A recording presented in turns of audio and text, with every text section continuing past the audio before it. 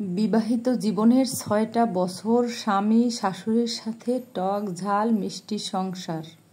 সব পরিবারেই হাসি খুশি ঝগড়া মিলেমিশে থাকে।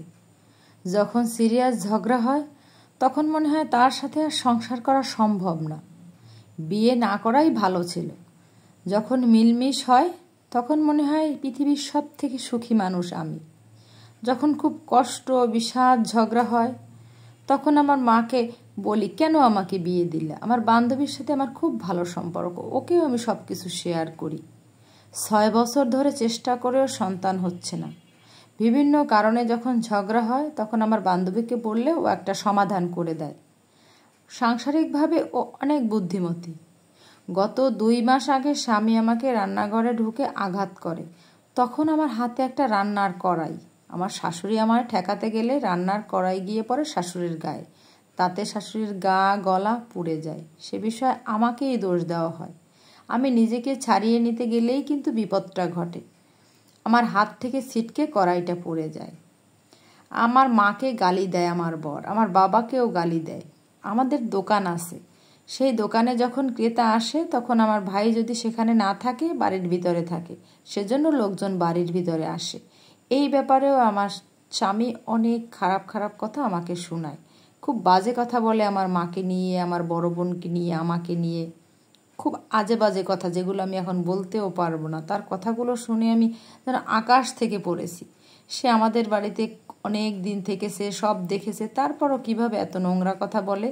অনেকগুলো যৌতুক দিয়েই কিন্তু আমার বিয়ে হয়েছে। আমি শুধু একটা কথাই বলেছি, আমার মা বোন এত খারাপ, আমি এত খারাপ, তোমার বোন কেমন? তোমার বোনের তো অবৈধ বাচ্চা নষ্ট করেছো। এই কথা বলাতে আমার উপর অত্যাচারের মাত্রা আরও বেড়ে যায়। আমার ননদ বলে যে, ভাইয়া এই বউকে তুই ডিভোর্স দিয়ে দে। আমার স্বামী তার কথায় কান দেয় না। তারপর সে বাড়ির বাহিরে চলে যায়। তখন আমার ননদ অনেক অনেক আজে বাজে কথা আমাকে বলতেই থাকে।